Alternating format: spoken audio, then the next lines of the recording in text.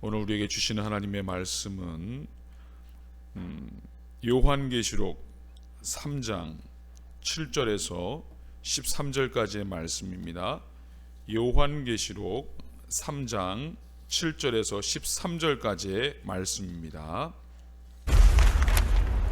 빌라델비아 교회의 사자에게 편지하라. 거룩하고 진실하사 다윗의 열쇠를 가지신 이 곧 열면 닫을 사람이 없고 닫으면 열 사람이 없는 그가 이르시되, 볼지어다 내가 네 앞에 열린 문을 두었으되 능히 닫을 사람이 없으리라. 내가 네 행위를 아노니 네가 작은 능력을 가지고서도 내 말을 지키며 내 이름을 배반하지 아니하였도다. 보라, 사탄의 회당 곧 자칭 유대인이라 하나 그렇지 아니하고 거짓말하는 자들 중에서 며칠을 내게 주어 그들로 와서 네 발 앞에 절하게 하고 내가 너를 사랑하는 줄을 알게 하리라. 네가 나의 인내의 말씀을 지켰은즉 내가 또한 너를 지켜 시험의 때를 면하게 하리니 이는 장차 온 세상에 임하여 땅에 거하는 자들을 시험할 때라. 내가 속히 오리니 네가 가진 것을 굳게 잡아 아무도 내 면류관을 빼앗지 못하게 하라. 이기는 자는 내 하나님 성전의 기둥이 되게 하리니 그가 결코 다시 나가지 아니하리라.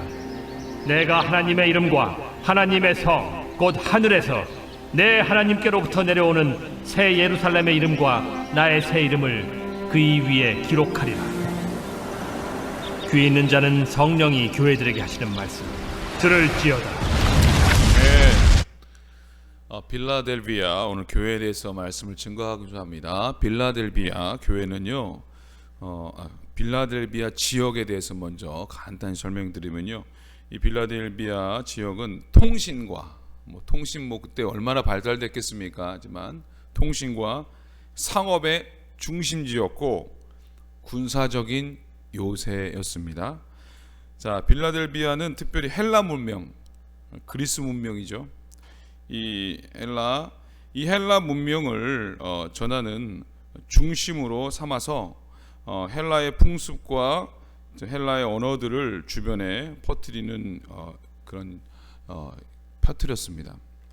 그래서 빌라델비아 주변에는요, 활화산이 뭐냐? 아직도 활동하는 화산이죠. 이 활화산이 있어가지고요, 지진이 자주 일어났습니다. 그러다 보니까는 그 빌라델비아 사는 사람 불안해가지고 살 수가 없는 거예요. 무슨 상업에 교통에 통신에 이런 얘기해도 살 수가 없었어요. 그래 불안해가지고 그래가지고 여기 있는 사람들이요, 타 지역으로 막 가서 농사를 지었다라고 합니다. 오늘 우리 주님께서는 이 빌라델비아 교회에게 말씀하시는데요, 먼저 7절에 보니까 거룩하고 이렇게 거룩하신 주님께서 말씀하십니다. 우리 예수님은 거룩하시고요, 그 예수님은 우리도 거룩하기를 원하십니다. 내가 거룩하니 너희도 거룩하라 말씀하십니다. 우리 하나님은 선하십니다. 거짓이 없으십니다. 우리가 예수님의 피로 거룩하여 지기를 원하십니다. 하나님의 말씀과 기도로 거룩하여 지기를 원하십니다. 왜 거룩하기를 원하실까요?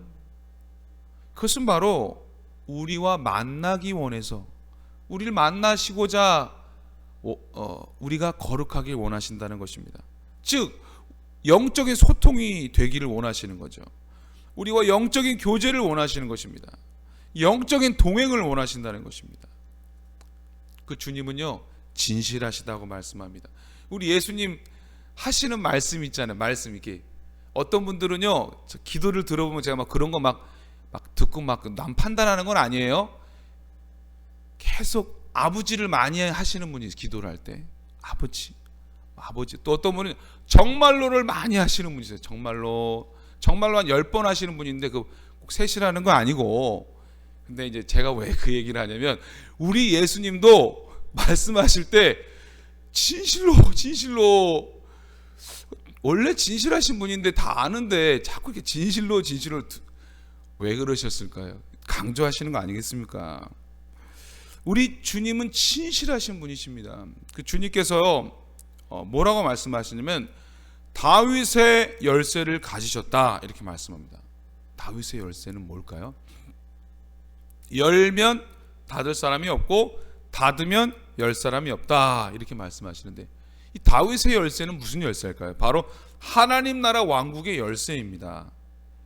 여러분, 열쇠하면 생각나는 사람이 있죠. 바로 베드로가 저는 생각이 나요. 베드로. 자, 예수님께서 이 12제자들을 불러 모으시면서 이 질문하십니다. 사람들이 나를 누구라고 하느냐? 그 물어보시는데요. 그때 이제 가이사라 빌립보 지역에서 그렇게 물어보셨어요. 누구라 하느냐? 그러니까 뭐 예레미야다, 뭐 예수님 뭐 선지자 중에 한 분이라고 합니다. 뭐 그랬더니 그럼 너희는 나를 누구라 하느냐? 이렇게 질문하십니다. 그때 갑자기 베드로가 주님은 그리스도시요 살아계신 하나님의 아들이십니다. 할렐루야. 와, 예수님이 얼굴이 그냥 기쁨이 충만하셔서 와, 칭찬을 하시고, 이를 알게 하시는 분은 하나님이시다, 너무너무 기뻐하십니다. 여러분, 우리 예수님이 이런 분이심을 고백할 때 예수님 기뻐하셨어요. 우리는 이런 고백을 우리들도 해야 됩니다. 우리의 고백이 되시기를 주님을 축복합니다. 내가 믿는 하나님이 어떤 분이신지를 우리가 고백할 수 있어야 합니다. 근데 이 고백을 들으시고요, 우리 예수님께서 이렇게 말씀하십니다. 이 고백 위에 내가 교회를 세우리니 음부의 권세도 해할 수 없다라고 하십니다. 야, 그러면서 이 베드로에게 이 천국 열쇠를 주시겠다고 약속하시는데요. 여기까지 좋았어요. 여기까지는 좋았는데 여기서 이상한 교리가 생기기 시작합니다. 무슨 교리죠? 바로 천주교의 교리입니다. 이 말씀을 듣고 천주교는 여기서 초대 교황이 생겨나는데, 초대 교황이 누군지 아세요, 여러분? 처음 듣는 얘기처럼 생각하시네. 초대 교황이 베드로래요. 천국 열쇠를 받았어 이때. 그래서 초대 교황이 베드로가 돼서 그 다음부터 이제 그 천국 열쇠를 누가 갖고 있는 거예요? 교황이 가지고 있는 거예요. 여러분, 교황 무오설이 있어요. 무오설이, 무오, 죄가 없어요. 교황은요. 천주교회는 교황은요 죄가 없어요. 천주교회, 사실은 뭐 그렇게 말은 안 하지만 천주교회 교황은 신입니다. 그렇게 말은 안 하지만 그렇습니다. 이런 교리를 가지고 있습니다. 여러분, 그렇지 않습니다. 이건 잘못된 교리입니다. 베드로가 천국 열쇠를 받아가지고 많은 사람들 천국으로 인도한다는 의미가 아니에요. 그래서 어떤 분은 그렇게 막 이야기를 예화를 하는데, 뭐 베드로 사도가 천국문에서 이렇게 얼굴을 이렇게 본대요. 근데 막 한국 사람들은 자꾸 기우뚱기우뚱하답니다. 성형수술을 많이 해가지고 뭐 아닌 것 같다고 막 그렇게 하는데, 여러분, 진짜 아니에요. 베드로가 뭐 검문하는 거 아니에요. 베드로는 그런 권한이 없어요. 천국 열쇠를 줬다는 거는요, 그 베드로의 그 믿음의 고백을 하는 자에게 하나님이 그 천국의 길을 제시한다는 것입니다. 그 베드로가 고백했던 주는 그리스도시요 살아계신 하나님의 아들이라고 그 고백하는 그 믿음을 가진 자가 천국에 갈 수 있다는 거예요. 그런 의미지, 어떻게 베드로가 천국 열쇠를 가졌겠습니까? 이건 잘못된 교리입니다.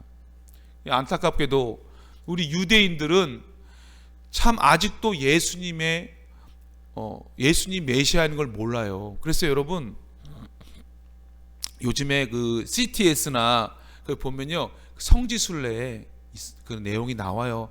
그런 거 시간 나시는 분들은 유튜브에 있어요. 그 성지순례를 한번 보세요. 그런 것들 보시는데, 통곡의 벽이라는 곳이 있어요. 통곡의 벽. 이 성전인데 이게 이 벽만 남은 게 통곡의 벽인데, 거기서 진짜 정통 유대인들은요, 진짜 철야 기도하면서 기도하는 사람들이 지금도 있답니다. 뭐라고 뭐 하면서 기도할까요? 그 사람들은요, 메시아여 오시옵소서, 하나님의 아들 메시아여 와주세요라고 지금도 기도한대요. 안타깝지 않습니까? 그 메시아 왔습니까? 안 왔습니까? 왔는데 아직도 울면서 그 그렇게 통곡하면서 기도한답니다. 유대인들은요 아직도 예수님이 메시아라는 걸 몰라요. 안타깝습니다. 우리 유대인들이 하루속히 예수님을 만나게 될 수 있도록 기도해야 할 줄 믿습니다. 그런데 이 예수님만이 구원을 주시는데요, 그 예수님만이 하늘과 땅의 모든 권세를 가지신 분이십니다. 이 예수님께서요 빌라델피아 교회에게 말씀하는데, 너희 앞에 열린 문을 두었다. 열린 문이 뭐냐는 거예요, 여러분. 이 성경에 열린 문에 대해서 곳곳에 나옵니다. 근데 문에 대한 것이 나오는데 뭐 믿음의 문이다, 전도의 문이다 이렇게 말하는데요, 여기 열린 문을 뭘 얘기하냐는 거예요. 열린 문. 자, 열린 문도 역시 예수님의 복음을 전할 수 있는 기회를 의미하는 거예요. 즉 선교와 전도를 의미하는 겁니다. 자, 요즘 우리가 부르는 찬양 있죠? 내가 하나님의 자녀로 살며 오늘 찬양하고 예배하는 삶, 복음을 전할 수 있는 축복이 당연한 것 아니라 은혜였어. 할렐루야. 와, 복음을 전할 수 있는 축복이, 아멘. 이게 얼마나 귀한 것인지 모릅니다. 내가 가장 사랑하는 예수님을 전하는 것이 은혜라는 것입니다. 지금 북한은요 복음을 전하고 싶어도요 못 전해요. 복음 전하면 그냥 사형이고요, 아우지 탄광 갑니다. 마음껏 예배를 드릴 수도 없습니다. 마음껏 찬양하고 이 복음을 전할 수 있는 것이 축복임을 믿으시기 바랍니다. 이 성프란시스코라는 유명한 예수님의 제자, 그러니까 후대의 제자죠. 제자가 있습니다. 이 사람이요, 이 참 영이 맑은 사람으로 소문이 났어요. 이 사람은요 얼마나 영이 맑으냐면, 여러분들 중에서 동물하고 대화하시는 분 있으세요? 웃으시네? 그거 있는 분들이 있어요.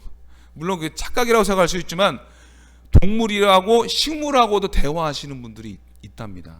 근데 이 어느 날 이분이 전도를 하는데요, 말을 타고 전도를 하는 거예요.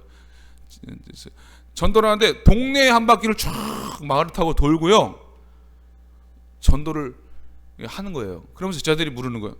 이 전도하셨어요? 그러니까 전도했다. 말만 타고 돌았는데. 제자들이 막 궁금해한 거예요. 뭐가 전도예요? 아, 내가 지금 그들을 보고 이 만난 것이 전도다. 꼭 말을 하지 않아도 그들은 이미 알고 있다. 내 표정과 내 모든 모습 속에서 다 알게 된다. 저는 그 얘기를 되게 가슴에 새기게 되었습니다. 여러분, 전도는요 말로 하는 것이 아니에요. 삶으로 하는 것입니다. 여러분 팥빙수를 전해주는데 팥빙수 전하면서 많은 말을 하지 않아도요 이미 그들은 알고 있어요. 뭘 알고 있을까요? 야, 이 더운 날 정말 저렇게 정성스럽게 팥빙수를 만드는 신월제일교회 우리 성도님들은 참 예수님의 사람들이네. 이미요 전도지 주기 전에 알고 있다니까요. 말하지 않아도 이미 아는 거예요. 그러니까 이미 그들은요 팥빙수 줄 때 마음의 문이 열려 있다는 것입니다. 할렐루야. 이렇게 우리가 복음을 전해야 된다는 것입니다.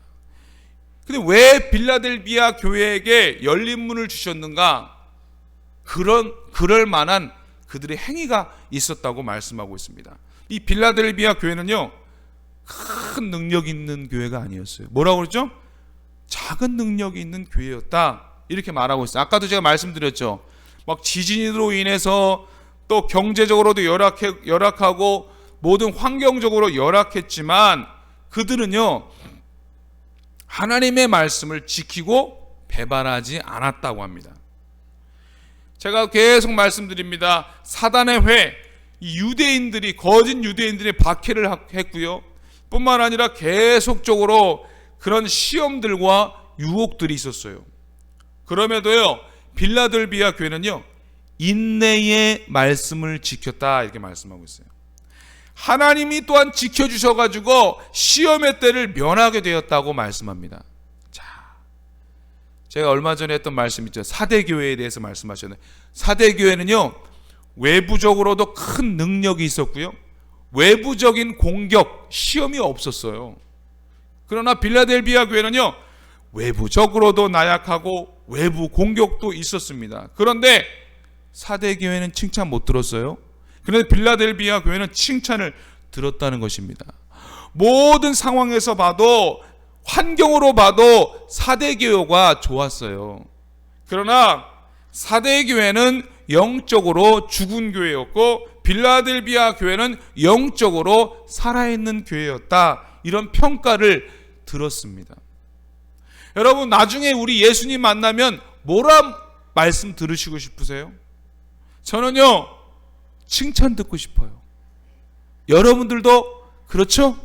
우리 모두 다 지금 좀 부족해도요 더 열심히 기도하고 좀 더 힘내서 정말 주님의 칭찬을 다 들으시기를 주님의 이름으로 축복합니다.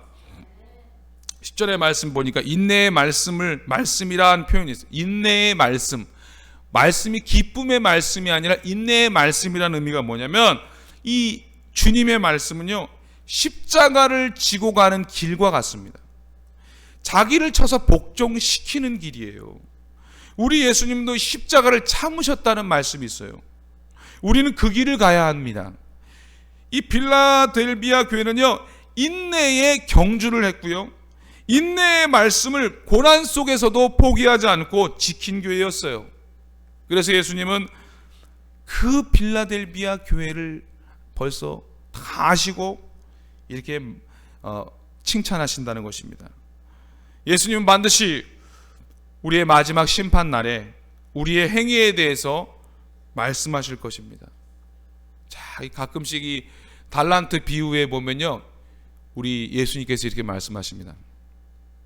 그 주인이 이르되 잘하였도다 착하고 충성된 종아, 내가 적은 일에 충성하였으며 내가 많은 것을 내게 맡기리니 내 주인의 즐거움에 참여할지어다 하고.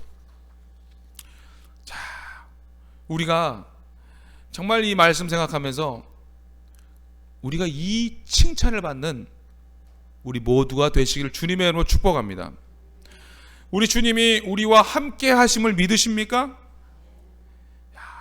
이 당시에 빌라델비아 교회 성도들은 이런 믿음이 있었어요.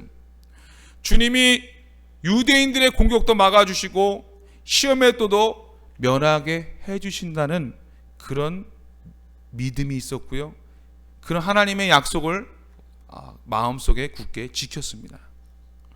우리에게 박해가 와도 고난이 와도 우리 주님이 지켜주실 줄 믿습니다.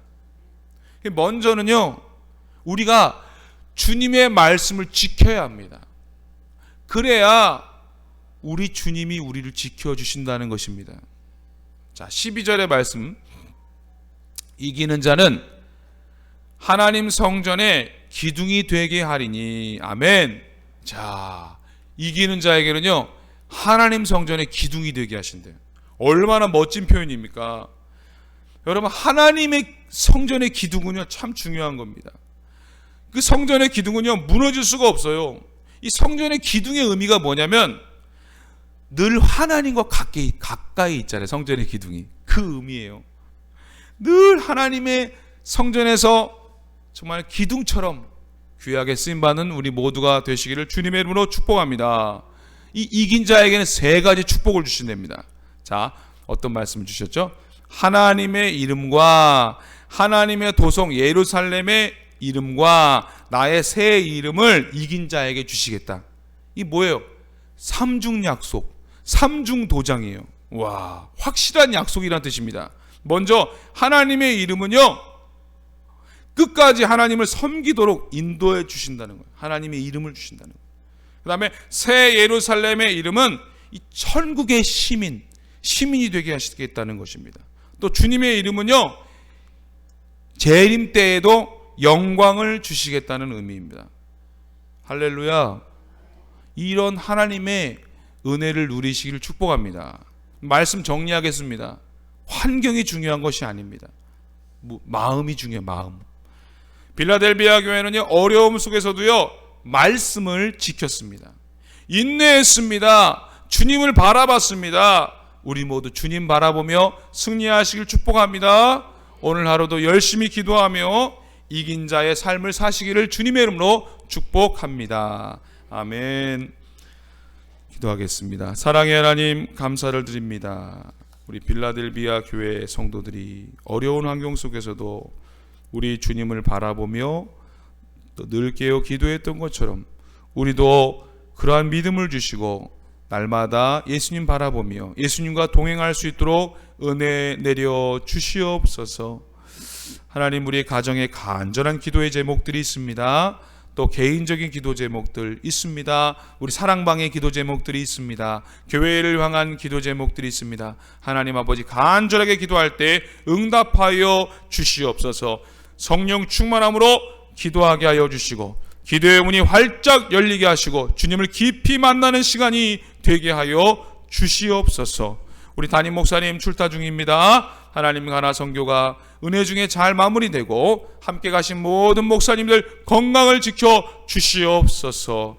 또 이 가나 선교를 수고하시는 우리 조영광 선교사님, 김선희 선교사님 은혜의 은혜를 더하시고 함께 있는 모든 동역자들, 또 현지인 지도자들 다 주님께서 붙잡아 주셔서 그 가나 땅에 많은 믿음의 리더들이 생겨나고 또 교회들이 더 부흥할 수 있도록 역사하여 주시옵소서. 여름 사역들 은혜롭게 잘 준비되게 하여 주시고 이번 여름 사역 모든 아버지 성경학교 수련회를 통하여서 우리 어린 심령들, 학생들, 청년들이 예수님 깊이 만나는 복된 시간이 되게 하여 주시옵소서. 모든 걸 주님께 맡기며 예수님의 이름으로 기도드립니다. 아멘.